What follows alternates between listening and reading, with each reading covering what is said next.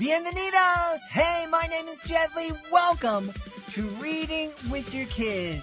We're using the magic of today, the magic of technology to beam out to you and the entire universe from the beautiful, book-loving neighborhood of Reedville, the loveliest neighborhood in all of Boston. You know, this is the show that celebrates the power of stories. Stories that inspire, stories that uplift and remind us of how strong families become when they read together. We are so happy that you're joining us in our mission to help all families grow closer, and we'd love for you to help us grow the show by telling all of your family and friends that they can hear us on the WREB AM/FM 24/7 radio network, and they can find us on the iHeartRadio app, on Spotify, Apple Podcasts, Good Pods, Amazon Music, YouTube, Audible, Player FM, CastBox. Wherever you find your favorite shows, you can find Reading with Your Kids. Really excited today. We have two wonderful guests. First up, Matt Van Rensburg joins us from Germany to celebrate his new middle grade novel, How to Sell the World, the Stonehearted Story of Greyson Grimm. It's a middle grade novel, and it's a Reading with Your Kids certified great read. Later in the show, Lucy Nicely returns to Reading with Your Kids to celebrate Searching for Walks. It's her brand new picture book. This episode of Reading with Your Kids is brought to you by Fart Boy and Reeky Dog, Dino Doom.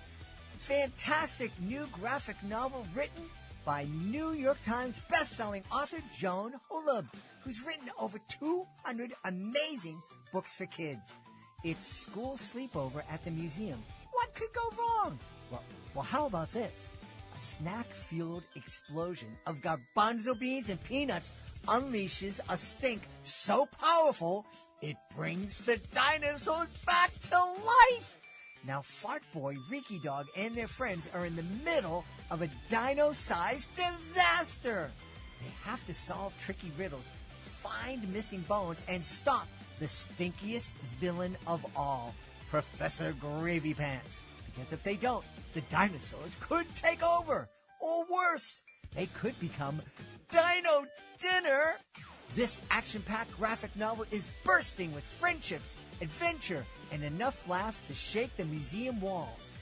If your kids love superheroes, if they love dinosaurs, and if they love to laugh until they can't breathe, then Fart Boy and Reeky Dog Dino Doom is the book for you.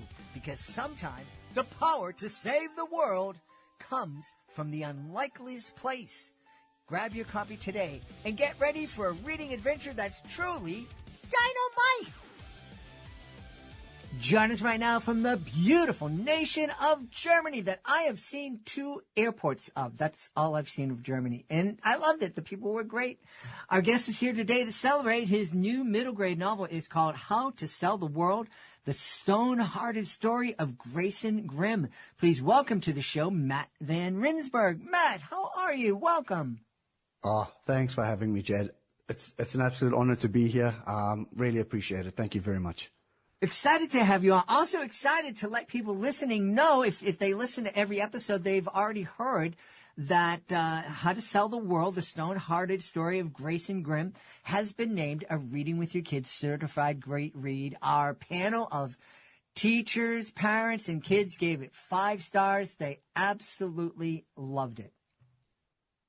Thank you. Thank you. Thank you to all those people who were willing to read it. Thanks to the team. Thanks to the kids. Thanks to the teachers. Thank you to everybody. That's a huge honor. So let's talk about who is Greyson Grimm and why does he want to sell the world? So Greyson Grimm is a man who owns the world, and he doesn't own it the way you typically own something, but it's more so he's the caretaker of the world. He's taking care of it. So his job is to make sure that he eats all the bad thingamajigs that we produce. Every time someone's not very nice, bad thingamajigs start to appear like clouds of dust or smoke. You can't see them, but they're there, and they're not good for us. They make us feel angry and grumpy, and all sorts of feelings.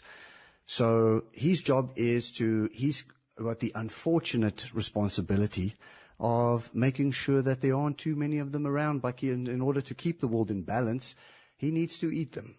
And that comes at a huge cost, unfortunately. Yeah. Each bite slowly turns his heart to stone. Kind of reminds me of the guy who used to follow the elephants at the circus when they had had animals in the circuses. Unfortunately, they didn't have to eat anything. So, Jed, someone's got to do it. Yes. Right? Someone's got to do it. This is how the world works, unfortunately. Yeah. But luckily, the person who he's actually trying to con into taking over, because his whole job is to do that, while his other job, he's got two things you need to do. One is to keep the world in balance, according to the great big book of bad thingamajigs and stuff, an owner's guide to how to look after and sell the world. You also need to find the next person in line. And in order to make sure, you normally would choose a child because they have the purest of heart. Mm. And so you're trying to pass that on. Obviously, we can talk about a lot of deeper meanings, what's that all meaning, and passing on traumas and all sorts, and how we affect kids ourselves. So it was a fun, interesting way to definitely reach a few people, kids and adults alike. I felt it was an important message, something we forget, something I'm reminded of every day, being a teacher of over 20 years now. That's something which really stays true to me. No matter what mood I'm in, the kids always manage to give me that bit of positive energy again, give me that love, And I'm working with kindergarteners right now. So they're at that age between 3 and 6, which they're still at the purest. They haven't quite yet gone to school yet and figured out the iPhones and everything else. And, and so which does slowly affect them. When you start getting to those middle grade years and you start to needing to figure things out. So, so that's something which I feel we forget about as adults. And I thought it would have been a great reminder, at least for this first part of the series, was just to bring us back to that again. As you were describing the invisible thingamajigs, I forget how you exactly said it, that appear when we're unkind and cruel and you don't spread joy and love in the world. That's a real thing. That's definitely something I think a kid can grab onto, and kind of understand. When I know myself, if I miss an opportunity to be kind to someone, even if I'm not mean, it's just like, I could have done something better in that situation. I don't feel so great. Sure. So, it's not so much taking away the bad. It's putting in the good. But also, I know we sometimes also, it's the classic of not what you didn't do wrong, but what you failed to do right. And, but this isn't leaning too much in that either. We're not being penalized for that, in a sense, or at least we shouldn't. I think there's enough guilt in the world, we all carry around. And so the idea is just to find a way to describe vibes and energy.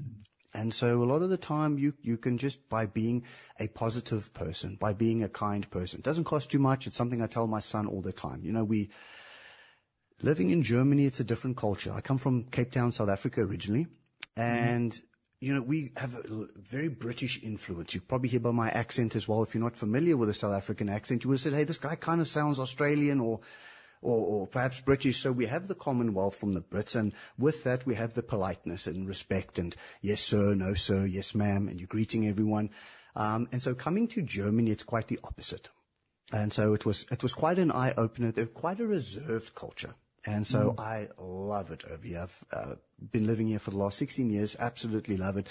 But a bit of a culture shock for me was living in South Africa, living in the UK, living in America. I got to see the other side where you just carry a certain vibe, a certain energy, where you can, that person who can walk into a room and everything feels better. It's when you're feeling sick, it's that person who opens up your window, shakes out your bed sheets a little bit.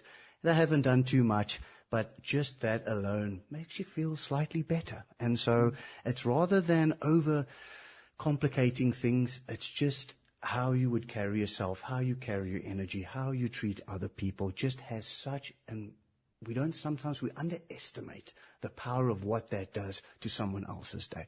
We're quick to criticize someone when we say hi to them and they don't say hi back. Well, what's wrong with this guy? Well, we don't know what's wrong with them. We don't know what he's been carrying on. We don't know what Stoneheart he's carrying around, what problems of the world he's been carrying with him. And that's essentially what Greyson is doing, right? Greyson is us. He's carrying the problems of the world, and he finally gets woken up, and he forgets what joy. He forgets to be happy. And like many of us, it happens a lot more often than we realize. And one day you wake up, and there's just a certain bit of joy, or there's something missing. Yeah. And so this is something I just, this whole series, we focus a lot on perspective. And so in book number 2, so in book number 1, you're not meant to like Kelly Dumfield, the bully. He's not a very nice guy. In book number 2, you find out exactly why. In book number 2 is where you actually fall in love with him. So these are just ideas which I like playing around with, and perspective is a huge one as well. And that really helps with empathy and everything else, you know, and the youth of today. I just think these are very important emotions and ways of dealing with people that kind of have been forgotten since we've got social media now.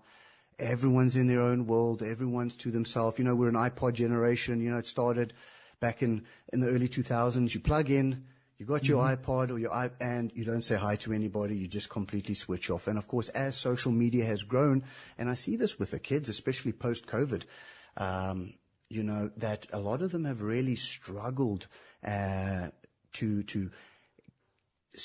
almost gain access to the friendship of other kids. It's easier for them to work with adults, but when it comes to kids on kids as well, I just thought this was a great and fun way. I've enjoyed writing these books. I'm on the 4th book right now. I've had such a great time. And I really hope that families and kids at least can grab a little something from it. You know, the idea was never to be too preachy about it all, but to simply put it out over there and perhaps somewhere plant a seed which could grow in the reader's own time. Yeah. Where did the inspiration to create these characters and these stories come from? David Bowie, Jed. David Bowie. Okay. So it was probably in 2014. I was making the traditional Saturday pancakes for my son and I. Okay. And I was busy listening to Nirvana's cover of Man Who Sold the World. And I'm a huge Nirvana fan. I'm a huge Bowie fan. And I was listening to that, and after it was done, I thought to myself, who would try to sell the world? And, I mean, who would you try to sell it to? And so once we were done breakfast, I sat down at the desktop, and I started writing out a few sentences, and I started getting stuck essentially into the first chapter. And I wrote down a few sentences, and, you know, it just started. I figured a great place to start is the morning. You know, you wake up and you head down for breakfast, and, you know, you pour yourself a cup of rude to my sister coffee, followed by 2 teaspoons of not very, you know, and so that just came about like that. And obviously the actual style of the book is simply the way I would like to read it aloud. So I read to my son for the first, till he was 9 or 10, we read together every night. And I'm quite theatrical. I really enjoy that. So, obviously now working with kids for such a long time, I've read hundreds, if not probably thousands of books. And so in order to keep them entertained, you gotta really just give them a show, at least. I mean, it's not a must, but it's definitely it just adds to the experience. And so, yeah. So well, I mean, if it's not, I agree, it's not a must, but it's like, man, you're missing out if you don't read theatrically. Absolutely. So that's how I simply wrote it in my own voice. And so I'm a fan of the British style of doing things, the whimsical, this little bit of ridiculousness in there as well, you know. So I quite like Terry Pratchett's work and Roald Dahl, obviously. And so it was sort of a mixture between Roald Dahl, Terry Pratchett, read by Stephen Fry.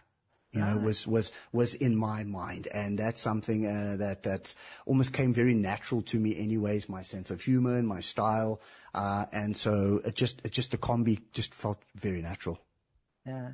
So, have you been a creative person, or did you just like kind of get the pancake inspiration, start writing down, and kind of wake up and say, what am I doing writing a book?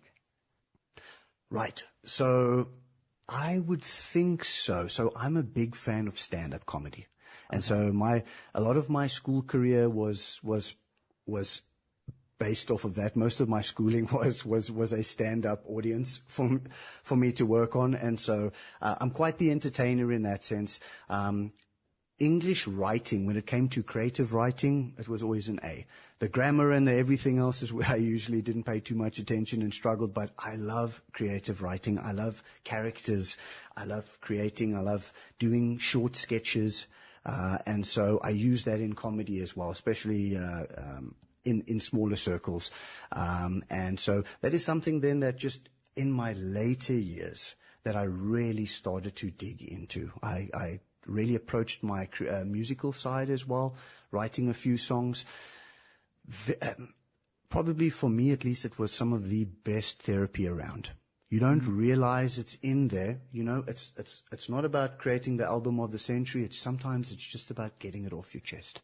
Yeah. And without even realizing it, the song tells you what to do, what it's going to be about. The book tells you what it's going to be about. So I never sat down and said, okay, I've got to write this book. I just thought that would be a great idea. Let me see where that goes. And so that's essentially taken, Jed, the last 12 years to write this first book. So wow. I wasn't taking it too seriously. I love writing poetry. I love writing rap lyrics, rhyming lyrics, playing with words. I'm a big fan of that. But a person never really thinks of yourself as a writer.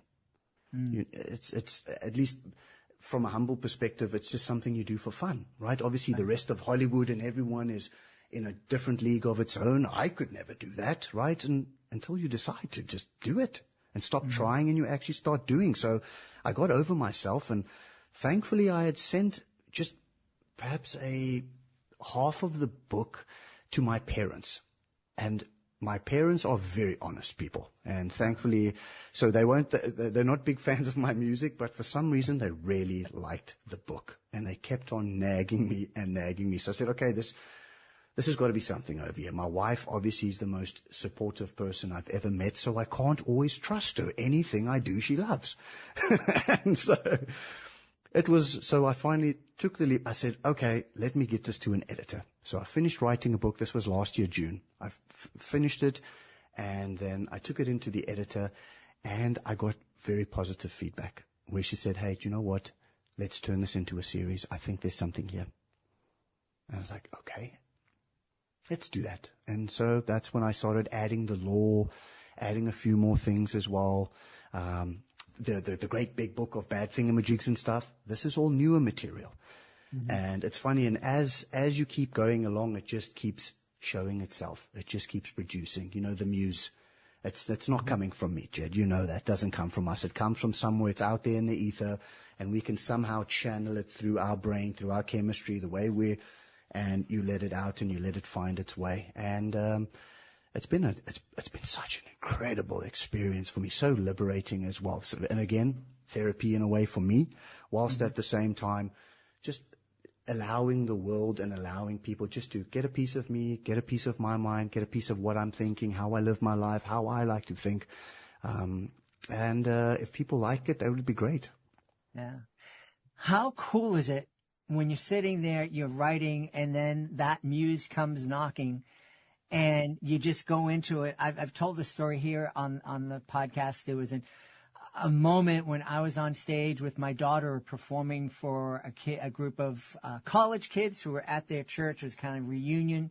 The priest thought it would be a good goof to invite a magician to come and perform at the 8th anniversary of this group, not knowing what I did. And I'm on stage, and my daughter was in the 3rd grade at the time, and she had been coming out performing with me a lot, and we're doing this skit. We had one of the college kids up on stage with us, and I just went off. And my daughter's on stage, and she's like, "Poppy, what are you doing?" And I'm like, "I don't know, kid. Just follow me. It's gonna be okay. It's gonna be fun." And she said, "Okay." She's a trooper, and it was a blast. And we basically we retold the story of the Good Samaritan, but in a really funny, comical, magical way. And the priest came up to me afterwards and he said, I had no idea that you had a gospel magic show. And I go, Father, I didn't either. You know. So, Yeah. but that's cool. Did you have moments when you sat down and then you sat back and read what you had just created and thought, where in the world did that come from? Right. All the time. So I'm constantly writing and reading. And obviously because I know how it sounds, it makes it easier. So there's I at least feel there's a bit of a cheat code. And as I've really buckled down and started writing more often, that is the real way to tap in. And far too many people I know that are not creative at all. I say it's not about being creative. You just don't have the tools. You haven't got your satellite tuned in properly. That's all. And in order to get the fine tuning and to get it going, you have to write. You have to practice. You have to sharpen your skills. And so as I started to write more, well, then the juices I found my flow. I found my format, essentially, if you want to call it that, and it was easier for me to fill the gaps. I think having ADHD has been a superpower for me as well. So I'm all over the place, but when I lock in on something, I lock in. And yeah, without sounding too braggy, I'd have to say I'm quite a creative person. And the skill to that is finding the piece to the puzzle. So I'm able to quickly realize, okay, so this is where we need to get to. Fine, we can do that.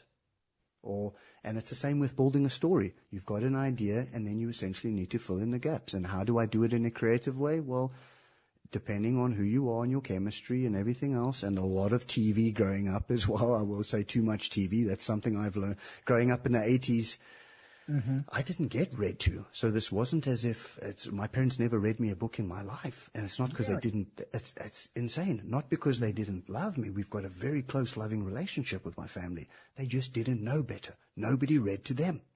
And so this was something I picked up with my own son. And so we just really dug in. And so again, it's practice and everything else, but who you are and the time. And so I was lucky enough to find my way. And I really encourage anybody else just to start writing. It doesn't matter. Stop having a purpose. Stop putting pressure on yourself, and just to start writing. Get it out there. Get it off your chest. It's so liberating. Yeah. One of my favorite comedians, Jimmy Carr, said the same thing. Just write every day. Yeah. And you know, some of it's going to be rubbish, but that's where you find the gems too. You have to, and this is the thing, is everyone thinks, take a comedian, for example, right?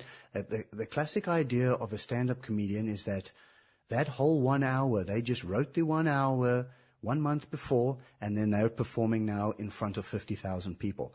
What most people, at least it's common that people don't realize that this guy's been spending the last 2 years building up that piece. And it starts with a 5-minute set that they've just built on and built on and built on until by the time they get to Netflix, I mean, this guy knows this thing backwards. He's got all the golden nuggets. He knows where to go, where to pull.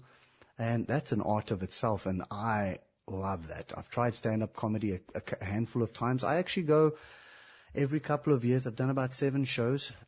And I don't write a new one. I don't go with my old one. I always write a new one to challenge myself. I'm happy to bomb. I prefer the challenge. There's nothing worse than standing up there. I've been in front of 100 people, standing there for 10 minutes. No one has laughed once, right? But that's how you learn. And so my next set after that got better. My next set after that was probably my best set ever.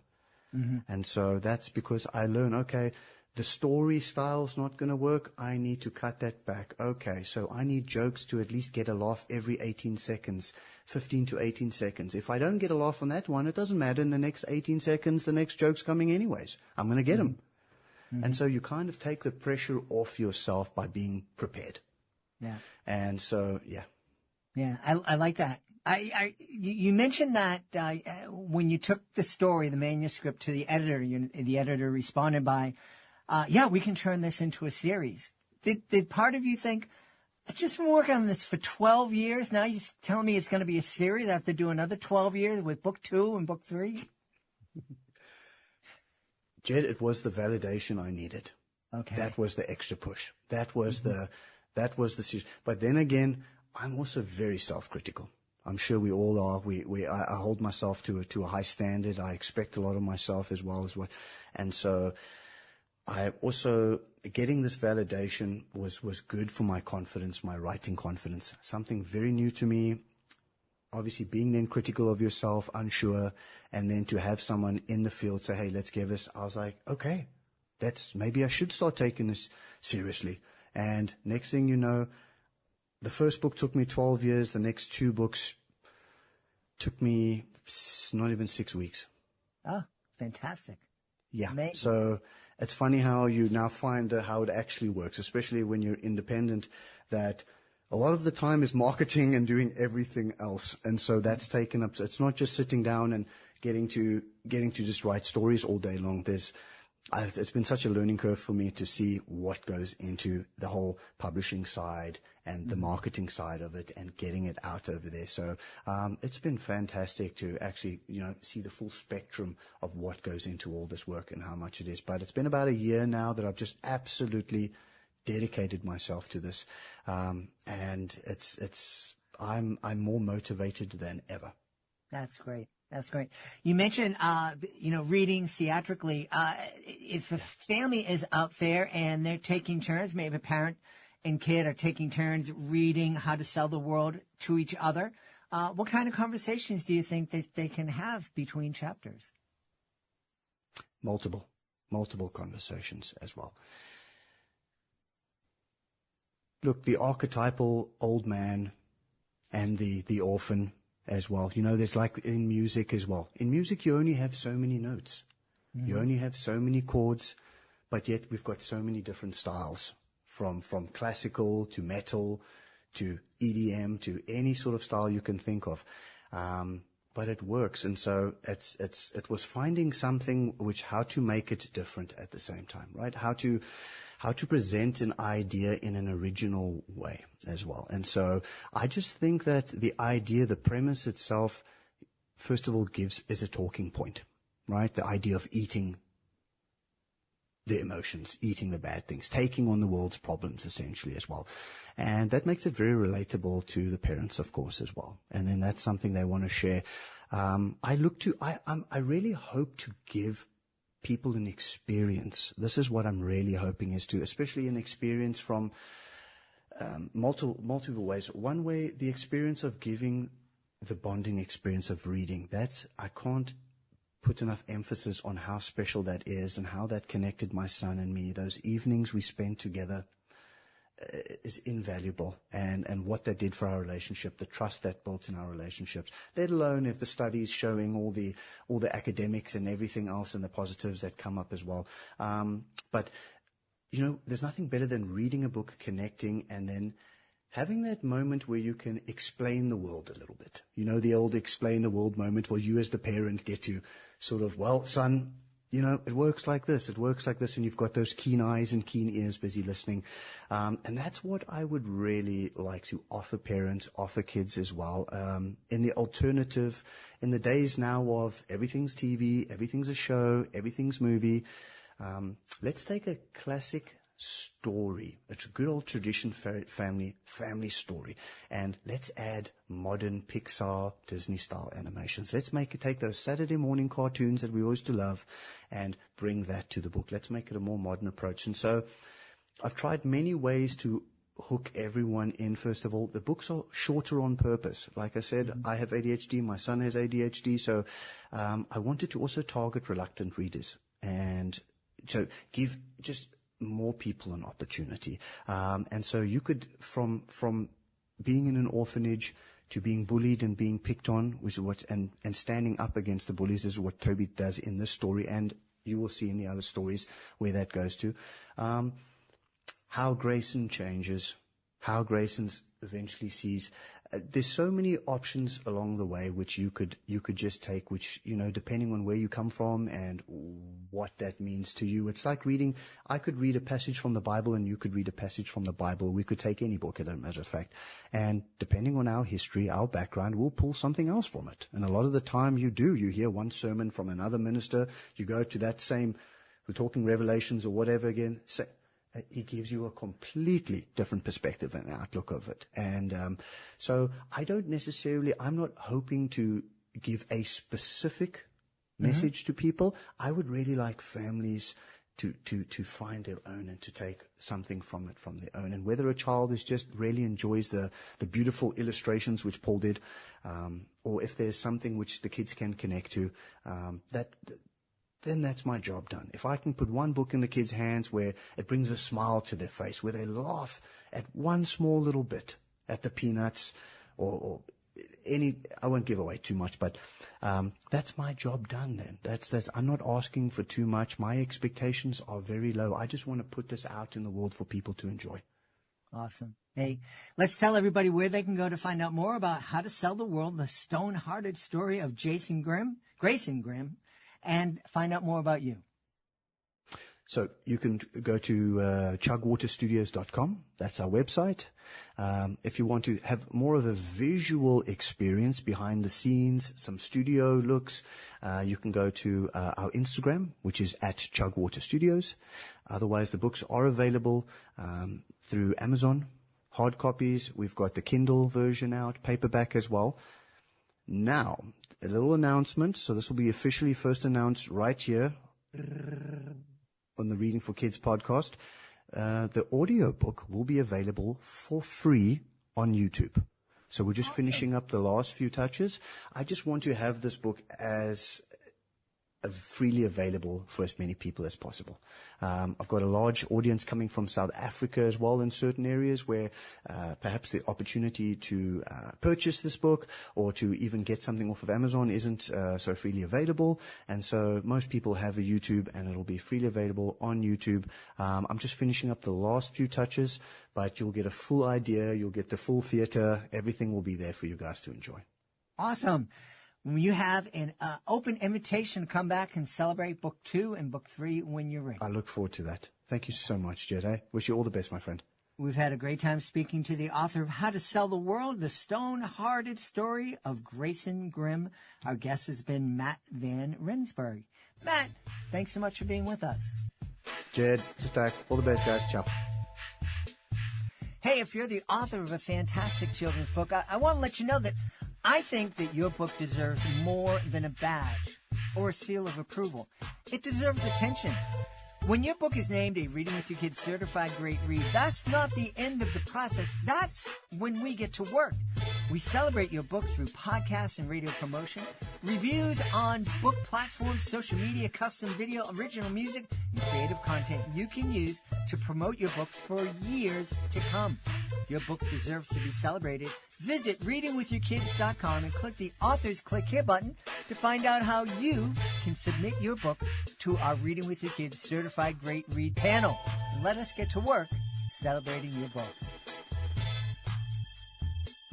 Join us right now from the Chicagoland area. Our guest is returning to Reading with Your Kids to celebrate her new picture book. It's called Searching for Walks. I can't wait to find out what a walk is. Please welcome back to the show, Lucy Nicely. Lucy, how are you? I'm great. How are you? I'm wonderful. I'm so looking forward. I had a wonderful time speaking to you last year. And I'm looking forward to finding out what a walk is and what's going on in your imagination. All right. Excellent. Well, about, let's say 6 years ago, I had a 3-year-old during the height of the pandemic. And here in Chicago, they started by closing the playgrounds. Well, I should say they started by closing the schools and businesses, and then they closed the playgrounds, and then they closed the lakefront. So basically all we had at our disposal were these long, ponderous walks with a 3-year-old to add to their walk collection. So we lived in Chicago, and there wasn't a ton of nature to access in the city. at the time. So we went on these walks just around the block, and in the course of these like 45 minutes to walk a single block ambles, my kiddo would start picking up little treasures that they found along the way. Sometimes it was an actual rock, sometimes it was like a pen cap, sometimes it was like a discarded napkin, all kinds of things. Frequently, it was like lava rocks that they stole from neighbors' gardens, or tiny leaves that they thought looked really interesting. And it was a really wonderful way to kind of revisualize the wonder of these little objects and sort of think of them as treasures that my kid was collecting for their treasured possession collection.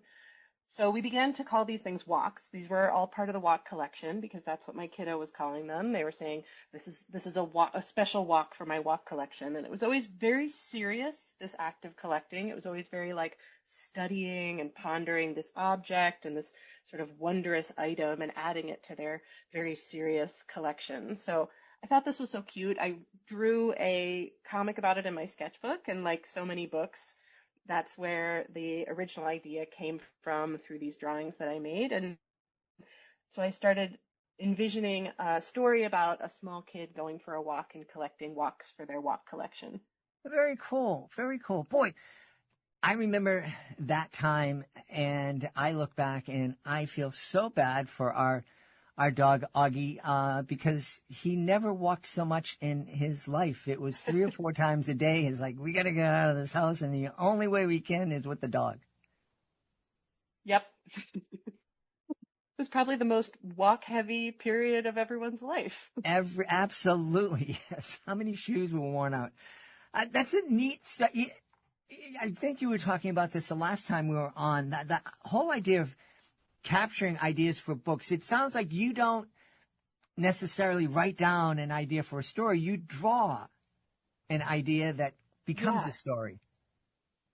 Yeah, I've always kept a sketchbook. It's a really handy tool to kind of process my life. And it's also come in handy as a parent to sort of remember quirks about my kid from certain periods of their life. So I try to draw a lot about the things that they say and do. So I keep this sketchbook. I draw in it pretty much every day. And from there, sometimes I'll get some ideas for the books that I end up making.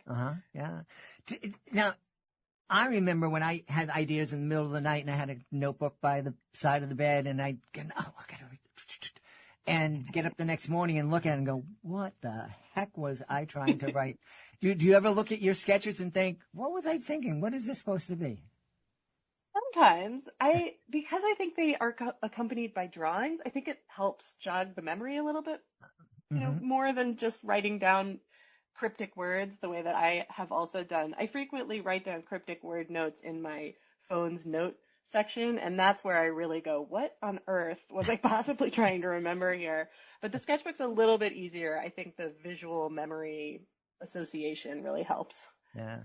I'm through this podcast, I'm learning that people think in different ways, and that some people actually, instead of thinking in words, which is what I think I do, are you one of those people who thinks in images? I think in comics, which is the perfect balance of images and text. It's a really, I don't know if this is like how I have formed my brain, or if this is my brain's sort of natural communicative style, but comics have always really come naturally to me, both reading them and making them. So I think that comics are a really good way to kind of translate what's going on in my brain. Okay. When did you know that you wanted to do this for a living? Well, when I was growing up, there weren't a ton of comics for kids out there. I had to go to the newsstand and buy Archie comics. There were Calvin and Hobbes, of course. I was very lucky to come up at a time when Bill Watterson was making his masterpiece. And, for better or for worse, sort of newspaper comics were around, but they were pretty thin on the ground, especially compared to the comics that kids have access to today. And in a lot of cases, these comics sort of sprang to life on the newspaper page or in the newsstand without a lot of association with a person that was making them. So I kind of thought they just sort of existed for the longest time, and I loved them, but it never occurred to me that this was a job that anyone could have.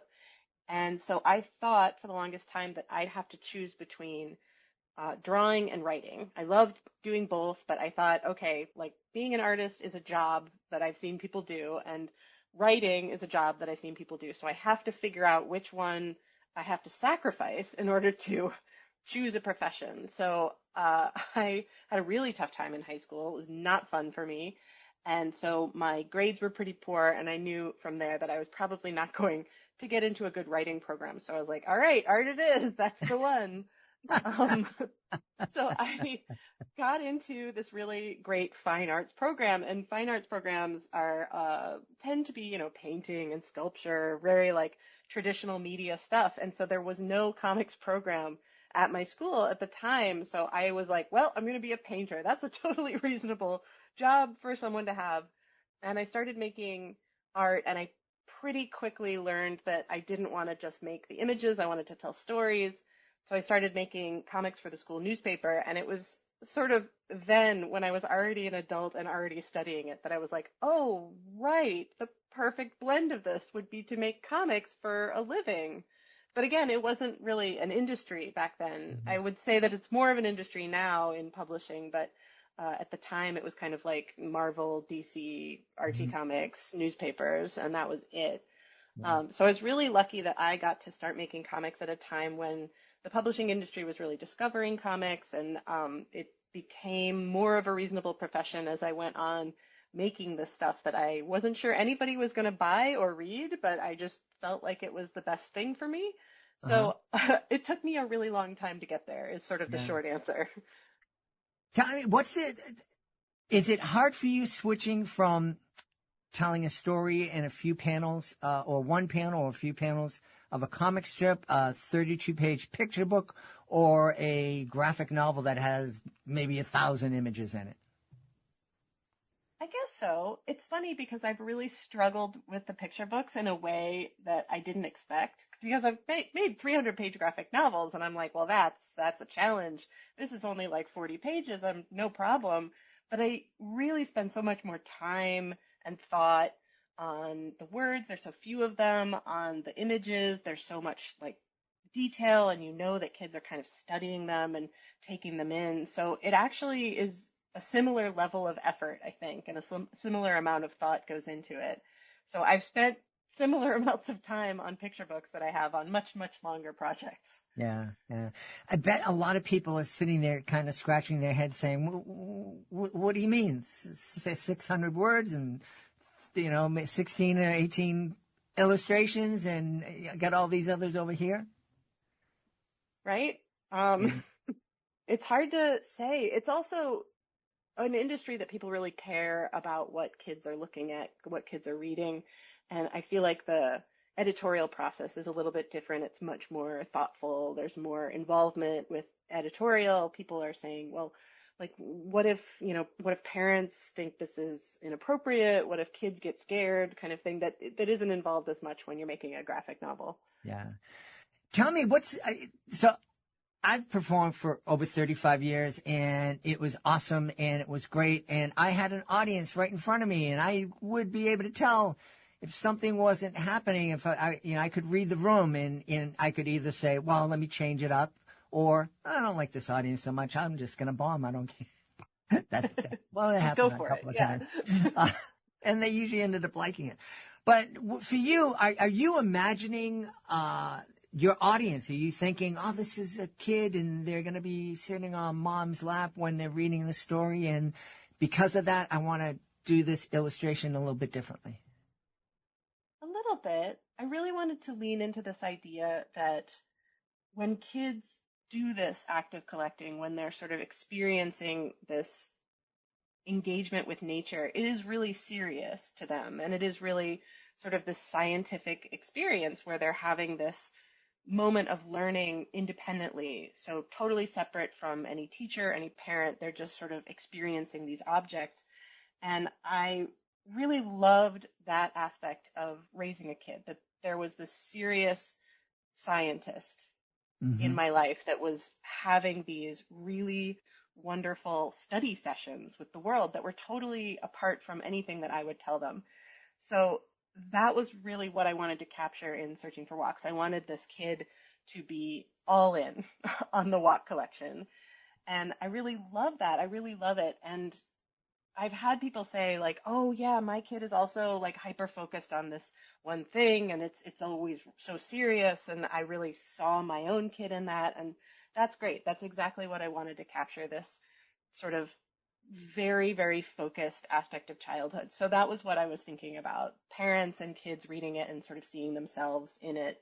The kid is never gendered in it. The parent is never fully visible in the page. It's really about this journey that this kid is going on themselves. And so I was trying to evoke this universal experience of having this singular interaction with nature. As you were speaking and describing that, I'm thinking back to when my kids were kids, and what a great kind of instructional book for a parent to sit down, if they weren't aware of it already, if as they were reading Searching for Walks, just kind of sitting back and saying, I got to let my kid lead on this. I just have to be there and cheer them on and be interested in the things that they're interested in instead of trying to teach them. Just encourage them to kind of explore and teach themselves. Yeah, exactly. And, there's a moment where the kid's like picking up a piece of garbage and the parrot kind of intervenes and goes like, "Oh, maybe not that one." Um, and there's a moment also where the kid is like trying to take a giant boulder from a neighbor's garden and the neighbor has to kind of intervene.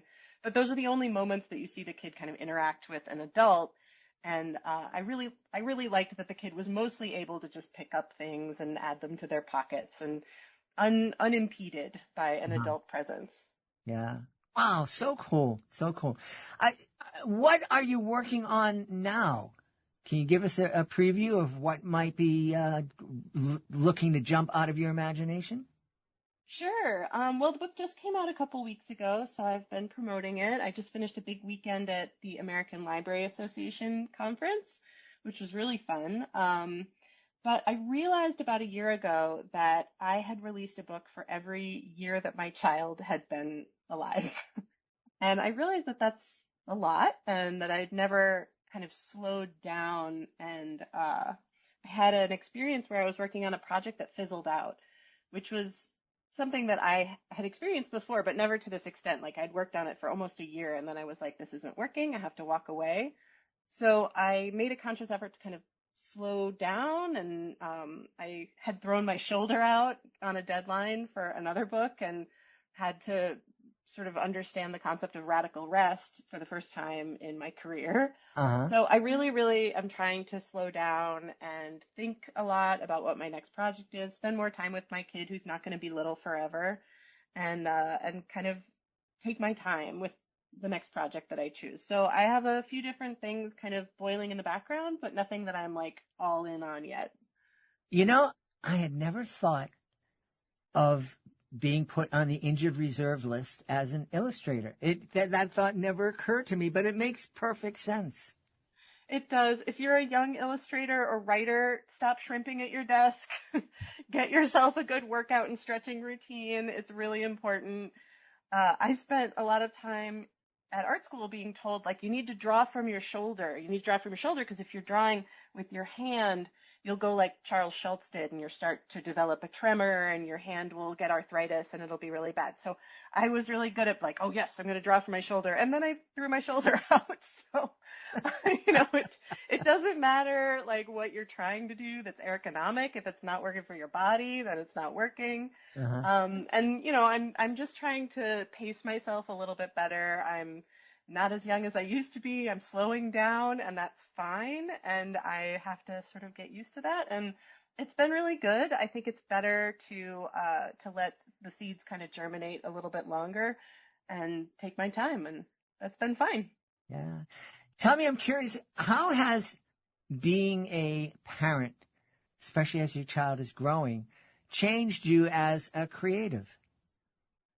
Well, there's the obvious thing that I didn't start publishing for children until I became a parent. Okay. And, I see a lot of authors and artists kind of go the same route. They didn't even consider children's literature. They didn't consider it until they became a parent. But when I was starting out, I was writing work that I kind of thought was for an adult, but I was still kind of a kid. So it ended up working well for young adult readers. So I've always written for whatever age that I am now and whatever age that I have been. And that's been really interesting because I've gotten to write for adults all the way down to babies. And I really like that I've gotten that diversity. But yeah, I mean, writing as a parent, you're always trying to walk the line of, uh, celebrating your kid and their genius and how funny and wonderful they are, and then like trying not to exploit them or steal all their ideas. Yeah, you don't want them to come back to you when you're 18 and say, yo, where's my royalty here? That was my idea. Exactly. So my kid's always coming to me and saying, like, I have this great idea for a graphic novel, Mom, you should definitely make this. And I go, well, that's such a genius idea. Why don't you do it? You're so good at writing and telling stories and drawing. And my kid goes, yeah, but you have a publisher and stuff. I'm like, I'm not stealing your idea. There's no way. Like, copyright that right now. Doesn't work that way, kid. You got to do the work yourself. Exactly. Hey, so as a mom, encouraging your kid to write their own graphic novel, what advice would you give to a parent out there that has a kid who shows a little bit of a creative interest in helping them nurture that? Sure. Most of my school visits and my teaching experiences, there's always at least a few kids that have this grand idea for like a 300-page epic graphic novel series that they're gonna make a la some other published existing thing that they love. And it's always awesome to talk to these kids about these wonderful ideas they have. And then I'll say, well, what comics have you made? Like, what have you got so far? And they'll say, well, I've never really made a comic. I go, well, that's a great place to start. Start with like one panel, then work up to one page, work up to 3 pages. And, you know, it's a muscle that you build. You slowly start to build these muscles, and you can get longer and longer and more. But starting with that 300-page epic that you have in your heart is a really easy way to get discouraged, because if you don't have the muscles built up, you won't get there in any satisfying way. So I always try to encourage my kid to go short, to sort of distill the ideas down a little bit. Obviously, I have to encourage all parents to please, for the love of God, as much as you want to see your kids' ideas realized, please don't go the route of generative AI. It cuts out all of that muscle building, all of the connections that your kid is making in their mind of making something that they envision and that they create themselves. It's cutting out all that learning just to sort of pop it into a generative AI thing and like poop out some horrible nonsense. It's not what your kid envisioned. It's not what they wanted, and it does nothing to improve their creativity and their industry in all of this. So any parent that has a creative kid, just please encourage them to be working with their hands and making those connections in their mind. Yeah. Yeah. You're not going to feel any ownership over something. I mean, maybe you will, but it won't be true. It'll be built on a tower of lies. But all the moral quandaries aside, it really has been proven to show that kids are not learning those skills when they just use AI to cut those corners. Yeah. Well, this would be the first time I admit this in public, Lucy, and it's just for you. I actually did a comic when I was a kid. It was called Mott and Slot. They were 2 Martians, and they both had 2 antennas, but Mott's was kind of bent. One of them was bent. And I think the comic strip was 3 or 4 panels, and basically in this spaceship, and this spaceship was going to crash, and Slot was freaking out, we're going to die. And Mott said, no problem, air brakes. And they stopped about this much from hitting the planet. And I think I stole the idea from Bugs Bunny or one of those cartoons, but I remembered it. I did it by myself. But right? That's obviously, awesome. I Much didn't rather have a human steal it. There you go. Tell us where we can go to find out more about Searching for Walks and find out more about you. Sure. Searching for Walks is available wherever books are sold. I encourage you to go to your library or your local indie bookstore and ask for it. I always love to hear that people found it at the library or found it at their local shop. I also have lots of links available on my website, which is just my name, lucynisley.com. And you can go there and find all of my books and look at all of my other picture books, and all of my middle grade graphic novels and my adult graphic novels are available there as well. Awesome. Lucy, one of the things I love to do when I go to a bookstore is I'd go around and my wife would go, why are you going to the kids' book section? I'm like, I'm going to find books that I've celebrated on the podcast. And it's really good. And I was in Ireland and we found a book that was celebrated on the podcast and a bookstore in Ireland. So that was very cool. We've had a great time. An old friend, right? Yeah. It really is. Yeah, it's very, very cool. We've had a great time speaking to the author and illustrator of Searching for Walks. It's a great new picture book from our guest, Lucy Nicely. Lucy, thanks so much for being back on Reading with Your Kids. My pleasure. Thank you. We hope you've enjoyed this episode of Reading with Your Kids and will join us for the next exciting episode of the show. If this episode made you smile and gave you something to think about, please consider sharing a link to the show with someone you love. Leave a 5-star review and, of course, subscribe to the show wherever you find your favorite shows. I want to thank the folks who made today's show so wonderful, starting with our guest, Matt Van Rensburg. Please be sure to check out How to Sell the World, the Stonehearted story of Greyson Grimm, his new middle grade novel. It's also a Reading with Your Kids certified great read. And Lucy Nicely, please be sure to check out Searching for Walks. I want to thank my team, Ella Badier, Daylene Rose, Audrina Lopez, Chris Doherty. I want to thank my beautiful wife for all the love and support she gives me. Most of all, we want to thank you. Thank you so much for taking the time to join us today. And as always, thank you so very much for taking the time to make the world a better place for me, for you, and for your kids. And you do that every single time you read with your kids. I'll be looking for you in the next episode of Reading with Your Kids.